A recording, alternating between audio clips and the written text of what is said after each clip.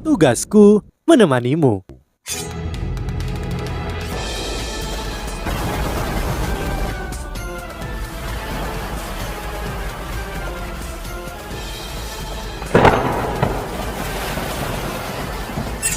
Hai sahabat Pasuk, kembali lagi bersama alur cerita versi novel Solen 2 Sekte Tang yang tak tertandingi. Jangan lupa like, subscribe, dan nyalakan tanda lonceng. Mari kita lanjutkan. Sosok hijau juga melonjak muncul menembus langit. Dari kejauhan tepat ke arah pria berambut hitam ini. Sosok hijau giok ini muncul di depan laki-laki berambut hitam dalam sekejap mata, seolah-olah telah melampaui ruang dan waktu. Dia adalah wanita yang sangat cantik dan rambut panjangnya yang berwarna hijau giok tersampir di belakang kepalanya. Matanya juga hijau giok, sayapnya juga hijau giok, dan setiap bulu mempesona menarik perhatian. Warna-warna hijau cemerlang dan jelas itu dipenuhi dengan energi kehidupan. Dan semua itu membuatnya tampak seperti dewi yang bergerak dan mempesona. Mata wanita yang luar biasa cantik ini sangat cemas. Dia berhenti di depan pria berambut hitam setelah terbang cepat ke arahnya dan bertanya, "Ada apa ini, Ditian? Apa yang sebenarnya terjadi? Mengapa fenomena ini tiba-tiba muncul?" Ya, pria tampan yang memiliki rambut hitam ini dikenal sebagai monster terkuat di dunia pada saat ini. Dia adalah pemimpin dari 10 monster yang hebat dari benua Doulo. Dan dia adalah diktator hutan Stardo. Dia adalah raja dari Raja Monster, Raja Naga Hitam bermata emas, Ditian. Ditian menatap dingin pada wanita cantik yang memancarkan energi kehidupan saat dia menurunkan suaranya dan berkata, "Sesuatu terjadi pada binatang keberuntungan." "Apa?" Wanita cantik itu berseru kaget. "Tidak heran. Aku merasa sangat tertahan. Apa yang terjadi dengan binatang keberuntungan?" Ditian merendahkan suaranya dan berkata, "Energi kehidupannya mengalir dengan kecepatan yang mengkhawatirkan. Aku mencoba membawanya kembali, tetapi itu tidak berpengaruh sama sekali." Ekspresi wanita cantik itu berubah drastis. Kaisar binatang keberuntungan, keberadaan singa emas bermata 3 sangat penting bagi seluruh hutan Stardo. Kemampuan singa emas bermata 3 memungkinkan monster normal tumbuh lebih cepat, dan dia memungkinkan mereka untuk menjadi makhluk kuat lebih cepat dari biasanya. Namun dia bahkan lebih penting bagi raja-raja binatang tingkat atas. Jauh lebih aman bagi para raja-raja binatang tingkat atas untuk menembus kemacetan setiap 100.000 tahun sekali dengan kontrol singa emas bermata 3 atas takdir. Selanjutnya, singa emas bermata 3 juga membiarkan kultivasi mereka tumbuh lebih cepat dari biasanya. Dalam beberapa milenium terakhir, kekuatan hutan Stardo secara keseluruhan telah sangat ditingkatkan karena singa emas bermata 3, dan mereka telah mengkonsolidasikan dan mempertahankan posisi mereka sebagai habitat nomor 1 di benua Doulo. Bagaimana mungkin wanita cantik ini tidak terkejut ketika Ditian menyebutkan bahwa sesuatu telah terjadi pada singa emas bermata 3? Dia bukan satu-satunya yang heran. Raja binatang buas lain di sekitar mereka yang telah mendengar kata-kata Ditian memiliki ekspresi yang berubah secara drastis. Mereka yang relatif pemarah tidak bisa menahan diri, dan mereka meraung dan melonglong marah ke langit. Seketika, banyak binatang buas bersujud dan aura keras menyembur keluar dari hutan Stardo. Nafas wanita cantik itu sedikit terengah-engah. "Kalau saja aku berada di sisinya, aku bisa menyelamatkan nyawanya, tidak peduli apapun itu. Ditian, bisakah kamu menggunakan portal untuk mengirimku?" Ditian menggelengkan kepalanya dan berkata, "Tidak, kita terlalu jauh. Tidak mungkin aku bisa mengunci posisinya yang tepat kecuali dia bekerja sama denganku. Namun, tidak mungkin dia bekerja sama dengan kita, karena dialah yang menyebabkan energi kehidupannya mengalir. Jika perasaanku benar, aku khawatir binatang keberuntungan." Dia berhenti sejenak. Dan kata-kata terakhirnya diucapkan tanpa suara dan hanya wanita cantik di sampingnya yang bisa mendengarnya. Apa? Bagaimana mungkin? Wanita cantik itu berseru kaget. Sekali lagi, mata hijau gioknya yang mempesona dipenuhi dengan keraguan. Mata Ditian muram dan keras. Manusia, manusia, selir Giok. Kamu tidak bisa mencoba menghentikanku kali ini. Kitalah yang seharusnya memerintah dunia ini. Manusia telah mengancam keberlangsungan hidup spesies kita untuk yang terakhir kalinya. Raja Iblis, Raja Beruang, dan Raja Merah, teruskan perintahku. Di sisi Wo Yu Hao, petir berwarna darah turun dari langit, meliputi beberapa lusin kilometer persegi di sekelilingnya. Langit dan bumi tampaknya telah turun ke lautan darah dan sensasi mengerikan itu terasa seperti akhir dunia. Di tengah petaka-petaka besar berwarna merah darah, hanya ada satu bidang tanah kurang dari 10 meter persegi yang tidak tersentuh. Wo Yu Hao berdiri di ruang itu dan matanya dipenuhi dengan keraguan ketika air mata menetes dari matanya. Namun, tidak ada yang bisa dia lakukan saat ini. Dia bahkan tidak bisa mengucapkan sepatah kata pun. Wang Shu'er masih berdiri di depannya dalam bentuk virtualnya. Wajahnya yang cantik hampir transparan dan tidak lagi dingin seperti biasanya. Yang tersisa hanyalah senyum hangat yang samar. Jangan sedih, kamu tidak begitu tampan dan kamu bahkan lebih jelek ketika kamu menangis. Sebenarnya, aku harus menyalahkanku karena egois. Dong Er telah mati sekali untukmu, tetapi kematiannya tidak selengkap aku. Aku sudah sepenuhnya menggabungkan diriku ke dalam dirimu sebagai satu tubuh saat ini. Jika kamu merindukanku, maka kamu harus merawat dirimu sendiri dan kamu harus baik pada kemampuan yang telah kuberikan padamu. Untuk beberapa alasan, aku tidak merasa satupun kerinduan untuk dunia ini meskipun aku akan meninggalkannya. Aku bahkan merasa belum mati sama sekali. Dan sebagai gantinya, aku memperoleh kehidupan baru. Apa yang terjadi? Meskipun aku bukan monster ratusan ribu tahun, aku akan memberimu dua keterampilan jiwa seperti halnya monster ratusan ribu tahun. Pada saat yang sama, aku percaya bahwa tidak ada orang lain atau makhluk lain yang lebih cocok daripada aku untuk menjadi tulang roh kepalamu. Kamu akan mendapatkan mata takdir yang sejati dan kamu akan memiliki kekuasaan atas takdir. Aku harus pergi sayangku. Aku tidak akan membiarkan seseorang yang mencintaiku melupakanku tepat sebelum aku mati. Aku harap kamu akan mengingatku selamanya dan kamu akan selalu merindukanku. Sesuatu mungkin terjadi di hutan Stardust setelah aku pergi. Kamu harus pergi ke sana segera untuk melihatnya. Aku telah memberikan semua yang aku miliki untukmu, dan bahkan jika mereka menemukanmu, mereka tidak akan melakukan apapun padamu, karena kekayaan hutan Stardust akan berakhir jika kamu mati. Wang Yu'er tiba-tiba berhenti saat dia mengucapkan kata-kata ini. Matanya dipenuhi dengan air mata saat dia menatap Wo Yu Hao dan dia tersenyum sedih. Aku tidak tega meninggalkanmu. Jangan lupakan aku. Aku mencintaimu. Cahaya berwarna darah di langit yang menghujani bumi tiba-tiba berhenti pada saat ini. Dan sosok ilusi Wang Yu'er meletus dengan cahaya. Cahaya keemasan yang kuat meluas ke ujung bumi seolah-olah hendak menelan seluruh dunia. Dan kemudian menarik diri pada saat berikutnya. Hanya menyisakan tengkorak emas yang kira-kira sebesar kepalan tangan. Tengkorak emas ini melayang di depan Wo Yu Hao dengan tenang. Mata takdir Wo Yu Hao terbuka di dahinya dan sinar keemasan keluar dari mata takdirnya mendarat di tengkorak emas itu.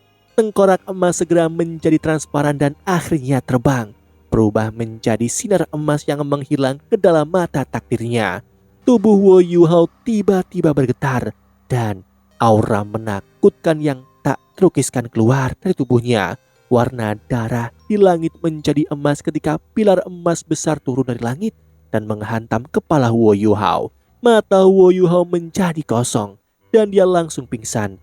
Nan Shushu dan Nan Kyukyu tidak jauh darinya dan mereka dapat dengan jelas melihat bahwa seluruh tubuh Yu Hao bersinar dengan kilatan keemasan setelah dia disambar oleh petir emas itu. Transformasi mulai terjadi pada tubuh Yu Hao.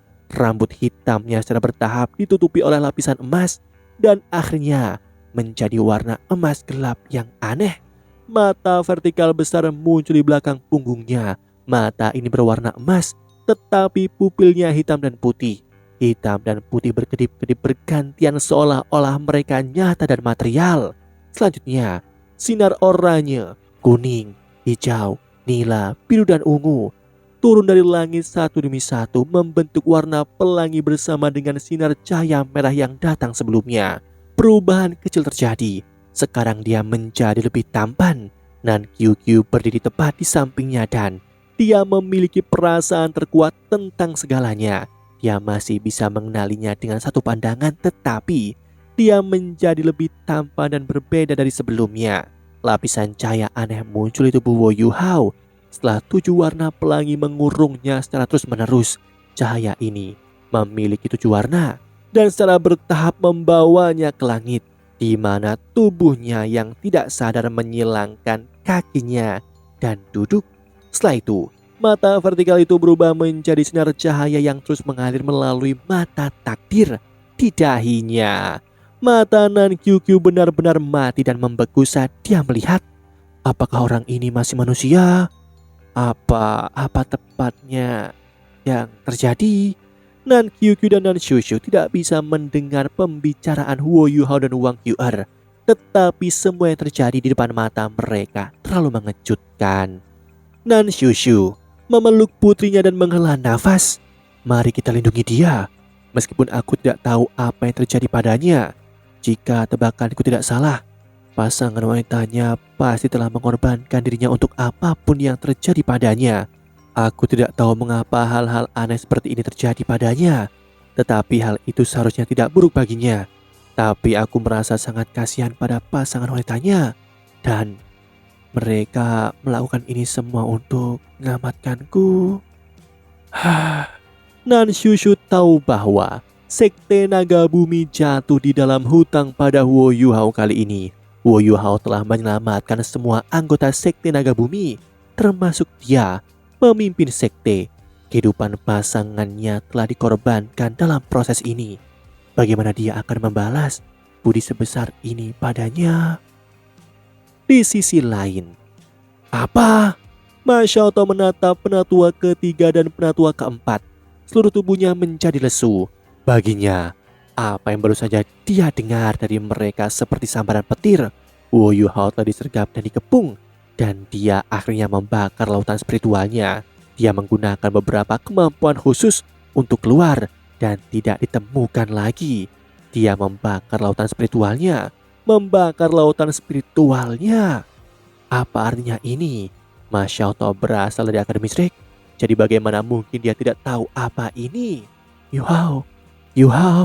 Tubuh Ma Xiaotao bergetar lemah dan aura yang menakutkan keluar dari tubuhnya terus-menerus. Apakah kamu baik-baik saja, wanita suci? Zhong Litian bertanya dengan lembut. Cahaya jahat berkedip di mata Ma Xiaotao dan dia menatap dingin ke penatua ketiga dan penatua keempat. Dia tidak berbasa-basi dan berhenti setelah setiap kata. Dua Feng Hao Doulo tidak bisa menahan seorang raja roh. Kalian berdua seharusnya sangat mampu. Kejar dia. Jika dia hidup, aku ingin melihatnya di depanku. Jika dia mati, aku ingin melihat mayatnya. Dia membentangkan sayap phoenix-nya saat dia berbicara dan segera berubah menjadi phoenix api yang besar ketika dia terbang dengan cepat ke arah di mana Wo Yu Hao menghilang. Di dalam kota laut, pelabuhan kota ramai seperti biasanya dan barang-barang dan kargo diangkut di sana sini sementara kapal-kapal masuk dan meninggalkan pelabuhan. Ada kapal pengangkut yang relatif besar dan kru kapal saat ini bertanggung jawab atas anggota kapal mereka. Di dalamnya, para sandera senang karena mereka bebas. Susan Si, He Jaito, Ye Guyi dan Jing Xian bertanggung jawab atas anggota kapal. Wajah mereka muram dan serius pada saat ini, dan Cicuacan berjaga untuk mencegah kecelakaan yang tidak terduga.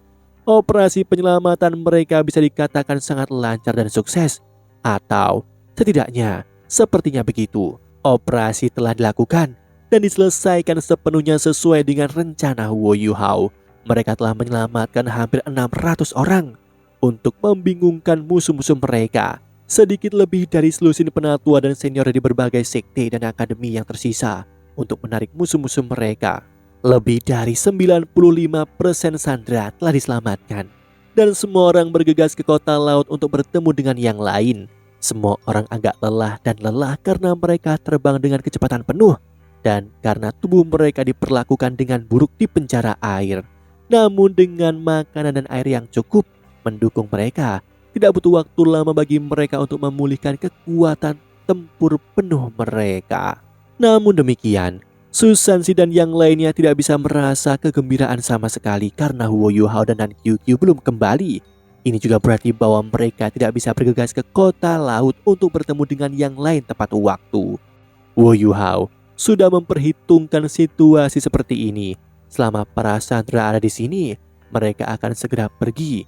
Sementara dia dan Nan QQ akan menemukan cara lain untuk kembali ke akademi. Segalanya telah diatur sebelumnya, tetapi berita Hechaito masih membuat semua orang berduka. Satu legiun Shiruchiwa Raja Binatang masuk dan telah mengubah situasi. Dan tidak ada yang tahu apa yang terjadi dengan Huo Yuhao dan Nan QQ karena mereka tidak bisa berkomunikasi dengan mereka sama sekali. Secara alami, mereka dapat menunggu Huo Yuhao dan Nan QQ kembali sebelum mereka pergi. Dan hanya pada saat itulah semua orang akan bersemangat. Hanya dengan begitu, operasi mereka dapat dikatakan sebagai sempurna dan tanpa cacat sama sekali. Tiba-tiba suara terdengar. Apakah kalian dari Shrek? Terima kasih. Seorang lelaki tua yang usianya sekitar 60 tahun berdiri dan mendatangi Susansi yang masih bertanggung jawab untuk semua orang dan berbicara kepadanya dengan suara penuh rasa terima kasih. Susansi menekan kegelisahan di dalam hatinya dan menjawab dengan senyum tipis. Terima kasih, tetapi Anda tidak harus begitu sopan. Kekaisaran Ryu sangat licik dan berbahaya, dan mereka mengabaikan aturan turnamen yang telah diturunkan melintasi milenia di dalam benua dengan memenjarakan begitu banyak orang dengan paksa. Bagaimana Shrek dan Sekte Tang duduk dan menonton? Cahaya dingin berkedip di mata pria tua itu. Kekaisaran Ryu. Kekaisaran Ryu. Apakah mereka benar-benar berpikir dapat mendominasi seluruh benua dengan mengandalkan alat jiwa mereka? Itu hanya angan-angan. Bagaimana mungkin Kekaisaran Ryu bisa dibandingkan dengan fondasi dan sejarah benua Doulo? Susansi mengangguk dan berkata, kita harus bersama sebagai satu.